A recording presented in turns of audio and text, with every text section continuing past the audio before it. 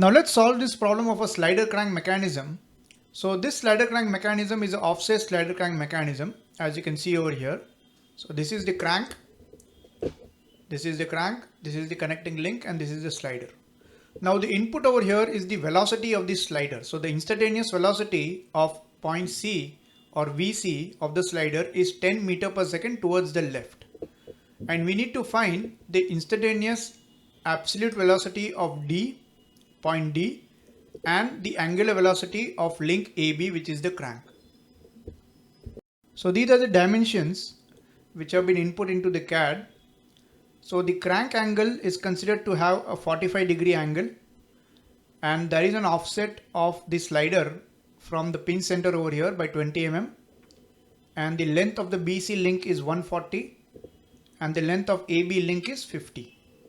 Now the next step is to find the velocities, the unknown velocities of VB and VBC. So VB is the velocity of B with respect to A, and that line of action will be perpendicular to the link AB or RAB, and VBC, that is the relative velocity of B with respect to C, will be perpendicular to the link BC. So the link BC, it will have perpendicular line of action. So this is the line of VBC and this is the line of VB. And this is the line of VC with the magnitude known. So if we write the vector equations from the velocity difference vector equation between C and B, we get that VB is equal to VC plus VBC. So VB is equal to VC plus VBC, but also with relative to A, VB is equal to VA plus VBA. Considering VA to be 0 because point A is fixed, then VB is equal to VBA, which is equal to VC plus VBC. So with this we get the vector equation, and using the vector equation we can create the vector polygon as shown over here. So VC is known, the red color line is known, magnitude and direction both are known. Now from point A we need to extend a line which is along the line of action of VB as shown, and from point C we need to extend a line which is along the line of action of VBC as shown, and find the intersection point, and then we can find the magnitude of VB and VBC. So direction of VB is perpendicular to RBA, direction of VBC is perpendicular to RBC at B. Drawing the lines for both directions and finding the intersection point, we will get point B on the velocity polygon. Now let's create the velocity polygon in the CAD workspace. So let's create a line. First we'll create a horizontal line to indicate VC. So let this point be fixed. Let's fix this point. And the length of this line we will give as 10, because 10 meter per second is the velocity C. So we can directly put that 10 over here. So it is 1:1 scale. There is no scaling down or scaling up. So this is VC, direction and magnitude of VC. Now we need to draw two lines, one line from here and another line from here. So this line, so this point indicates A, the fixed point indicates A, this point indicates C, this is point C. So from point C we need to draw a line which is perpendicular to this.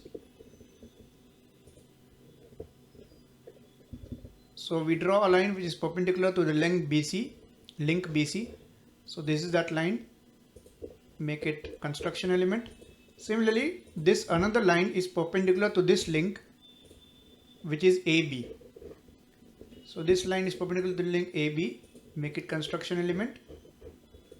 So these two lines will give us the line of action of VB and VCB or VBC. So this line is the line of action for VB and this line is the line of action for VCB. And now we can find the intersection point and get the magnitude of both these vectors. So this is the intersection point, connect this to this.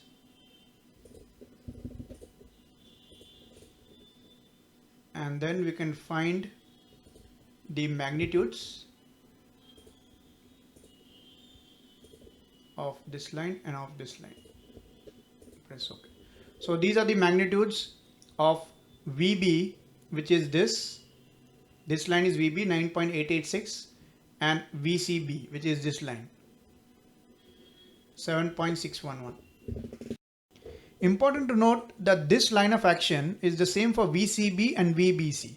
So whether it is VBC or VCB depends on the direction of the vectors. So VC is in this direction and VB should be in this direction, because the impending motion of this link will be to the left. So when it moves towards the left, it will rotate like this towards, it is in anti-clockwise direction. So when it rotates anti-clockwise direction, so this direction should be like this. Hence, it should be VBC. This should be VBC, as we will see in the slide. So once we get the values of VB and VBC, then we can calculate the angular velocities of the two links, omega 2 and omega 3. So link 2 and link 3 angular velocities can be easily calculated because we already know RBA and RBC, which are the lengths of the links. So VB by RBA will give omega 2, which is 9.886 in 10 to the power of 3 divided by 50. That is 197.7 radians per second. So this 9.886 in 10 to the power 3 indicates that it is in millimeter per second, because this 50 is millimeters. Similarly, 7.6 in 10 to the power 3 millimeter per second divided by 140 millimeters will give us 54.28 omega 3, which is the angular velocity of the third link. So if we have a look at the vector diagram, this is VC and this is VB, then VBC should be as shown. It should not be VCB, it should be VBC, going from point B to point C. So this is the direction. Now let's go on to find out VD, that is velocity at point D. So to find VD graphically, we can draw lines from C and B perpendicular to DC and DB, or RDC and RDB, which will indicate the directions of VDB and VDC. And then we have to find the intersection point, which will be the point D on the velocity polygon.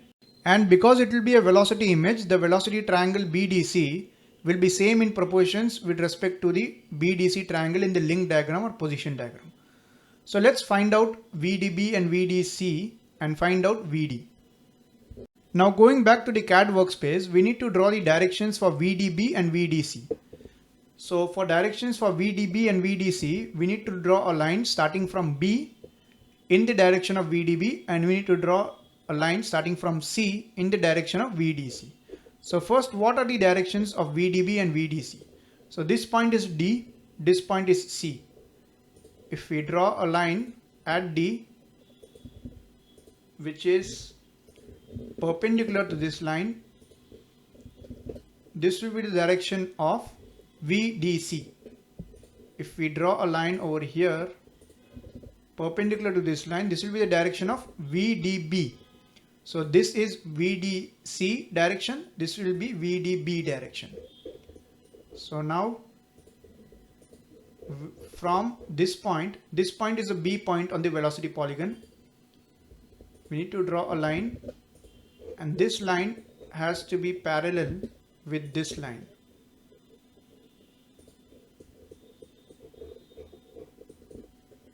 So this line is parallel to this line. And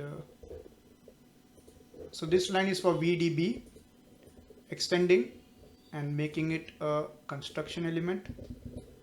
Next, start from here. This is point C. We need to draw the line for VDC. So to draw the line for VDC, we need to make this line, which is starting from C in the velocity polygon, parallel to this line over here. Make it parallel. So this line is parallel to VDC and make it construction element. And now we can find the intersection point and draw this line. Intersection point and draw this line, and also connect this point to the origin or the fixed point. So this line will give us VD, which is the absolute velocity of point D with respect to the frame of reference. So if we are measuring these, let's go to dimension, measure this. This is VD. This will be 11.9. Measure this. This will be VDB.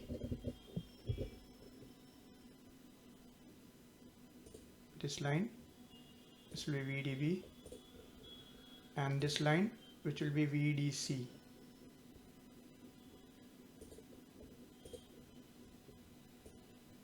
So VDC is 4.246, VDB is 5.129, and VD, that is the absolute velocity of point D, is 11.9. So here is the complete velocity polygon which we have created. So from A to D is VD, and then this is VDC, and this is VDB. So this is the solution for the problem. This is the final velocity polygon, and VD has been calculated to be 11.923 meters per second, and omega 2 has been calculated earlier, that is 197.7 radians per second. So this is 11.9 meters per second, VD is 11.9 meters per second. So this is the solution for the problem, and this is how we create the velocity polygon, and how to create the velocity polygon in scale in the CAD workspace and use it to find out the velocity of the unknown points. It is important to keep in mind that while doing the velocity analysis, let's say if you are having 3 vectors, at least one vector should be known in its magnitude and direction, and other 2 vectors should be known in their direction.